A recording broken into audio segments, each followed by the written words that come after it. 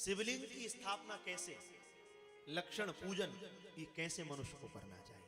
तो सूत जी ने कहा शिवलिंग निर्माण ऐसी स्थान पर करना चाहिए जहां प्रतिदिन उसकी पूजा हो सके, उसकी नित्य प्रति उपासना हो सके। यदि भगवान शंकर की शिवलिंग की चल प्रतिष्ठा हो तो शिवलिंग छोटा होना चाहिए।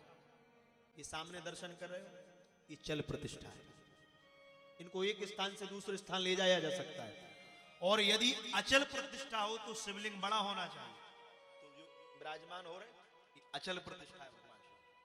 पीठ अर्थात पीठ कहते हैं जलहरी को, पीठ या जलहरी कैसी हो, बोले गोल हो, चौकोर हो अथवा त्रिकोण होना चाहिए, ये उसकी आकार है। और जिस द्रव्य से शिवलिंग का निर्माण किया गया हो उसी द्रव्य से जलहरी का भी निर्माण करना चाहिए। अर्थात जैसे मिट्टी से शिवलिंग बनाई तो जलहरी भी मिट्टी की होना चाहिए। पर आप कहोगे बोले नर्मदेश्वर में तो ऐसा नहीं है। हाँ, ये नियम केवल नर्मदेश्वर शिवलिंग के लिए लागू नहीं होता। नर्मदेश्वर शिवलिंग उसमें चाहे चांदी की जलहरी हो, चाहे तांबे की हो, चाहे पीतल की हो, कोई भी जलहरी हो सकती है। जैसे ये नर्मदेश्वर है तो इनकी जलहरी चांदी की, उनके लिए नियम लागू नहीं है, केवल नर्मदेश्वर इसको। और नर्मदेश्वर के साथ बाणलिंग, एक बाणलिंग नाम का शिवलिंग भी है, उसके लिए भी अन्यत्र किसी भी धातु की, किसी अन्यत्र धातु की भी बनाई जा सकती है। यदि चल प्रतिष्ठा हो तो शिवलिंग की ऊंचाई कितनी हो, बोले 1 अंगुल की, 1 अंगुल की हो। और अचल प्रतिष्ठा हो तो शिवलिंग की ऊंचाई 12 अंगुल की होना चाहिए, इससे अधिक भी हो सकती है। सर्वप्रथम ये जो मंदिर शिव पुराण में वर्णन किया गया, मंदिर कैसा हो, शास्त्र कहते हैं शिल्प शास्त्र के अनुसार किसी बढ़िया शिल्प शास्त्र, शिल्प के जानने वाले को बुलाया जाए और सुंदर देवालय बनाया जाए। उसका गर्भगृह सुंदर हो, स्वच्छ हो, उसमें पूर्व और पश्चिम में वायु का प्रवेश कर रहा हो, वहां से वायु का प्रवेश हो। जहां शिवलिंग की स्थापना करना हो, ध्यान से सुनिए जो प्रतिष्ठा करा रहे हैं, जहां शिवलिंग की प्रतिष्ठा हो उस स्थान के गर्त में, अर्थात अभी तो विराजे नहीं है, जब विराज जाएंगे तो उसके पहले ही उसके गर्त में नीलम है ना, लाल रत्न, वैदुर, श्याम रत्न, मरकत, मोती, मूंगा, इनमें से कोई भी जो अनुकूलता से मिल जाए, उन नव रत्नों को वैदिक मंत्रों के साथ पहले विराजमान किया। पहले वो विराजेंगे फिर शिव जी विराजेंगे। इस प्रकार फिर क्या हो, बोले जब वो विराजमान हो तो विराजमान करने वाला यजमान पंचाक्षर मंत्र का जप करता रहे, नमः शिवाय नमः शिवाय नमः शिवाय, पंचाक्षर मंत्र क्या जप करे। और जो पीठ है ये साक्षात भगवती पार्वती का स्वरूप है, समस्त शिवलिंग शिव का रूप है। जैसे भगवान शंकर देवी पार्वती को गोद में बिठाकर विराजते हैं, वैसे ही ये शिवलिंग सदा पीठ के साथ यहाँ विराजमान होती है। इस प्रकार क्या करें, बोले षोडशोपचार के साथ उस लिंग की पूजन होना चाहिए। श्रद्धा सहित शिवलिंग को नमस्कार किया जाए।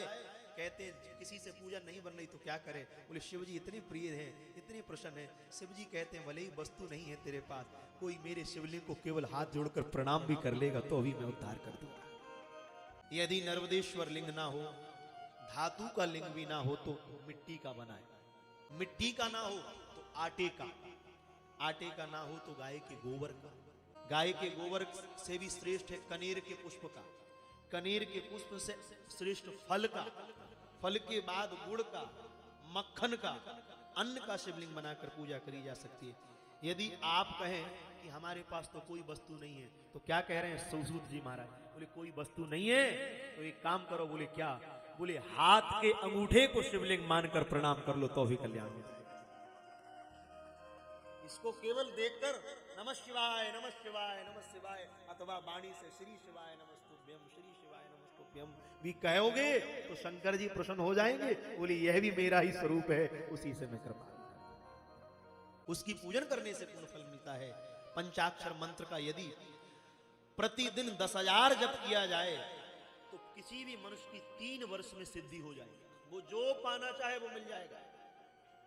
मनुष्यों के द्वारा स्थापित शिवलिंग के चारों ओर 100 हाथ तक पुण्य क्षेत्र कहा गया है। जैसे यहां हम सब मानव हैं, यहां स्थापित हो रही है, तो जहां विराजमान हो रहे हैं उसके चारों तरफ जो 100 हाथ की भूमि है, इस भूमि को पुण्य क्षेत्र कहा गया। इसलिए आपने पहले ही नाम रख दिया रामेश्वरम धाम। क्यों? क्योंकि अब ये पुण्य क्षेत्र हो गया। इसलिए क्या कहा गया, साधारण स्थान पर जाकर शरीर से कोई पाप हो जाए तो पुण्य क्षेत्र अथवा भगवान के धाम में जाकर वो पाप नष्ट हो जाता है। पर अगर पुण्य क्षेत्र में, मंदिर में, देवालय में आकर पाप कर दिया तो ये पाप क्या होगा, ये वज्र लेप हो जाएगा, वज्र के जैसा। इस पाप को फिर कोई मिटा नहीं सकता। इसलिए भगवान के 32 अपराध लिखे महाराज जी। 32 अपराधों में एक यह भी अपराध है कि पुण्य क्षेत्र में जाकर मनुष्य को पाप से बचना चाहिए। इस प्रकार ऋषियों और देवताओं के द्वारा स्थापित शिवलिंग के चारों ओर 1000 हाथ का पुण्य क्षेत्र कहा गया। अब यहां इतने ब्राह्मण बैठे, ये सब त्रिकाल संध्या करने वाले ब्राह्मण हैं भगवान की कृपा से। और त्रिकाल संध्या के साथ हमारे दोनों आचार्य जी बैठे, ये तो गायत्री का पुरुषरण भी कर चुके, यह भी भगवत कृपा है। पुण्य क्षेत्र में स्थित, अब यहाँ जो भी जलाशय होगा वो क्या हो जाएगा, बोले पुण्य क्षेत्र में स्थित कुआं, पोखर, इसके आसपास जो भी जल की धारा होगी वो क्या हो जाएगी, बोले जैसे ही बैठेंगे उसी समय वो शिव गंगा के नाम से उसका हो जाएगा, वो शिव गंगा कहलाएगी। वहां क्या होगा, बोले वहां जाकर स्नान, दान, आचमन, जप करने से मनुष्य शिव पद को प्राप्त हो जाता है।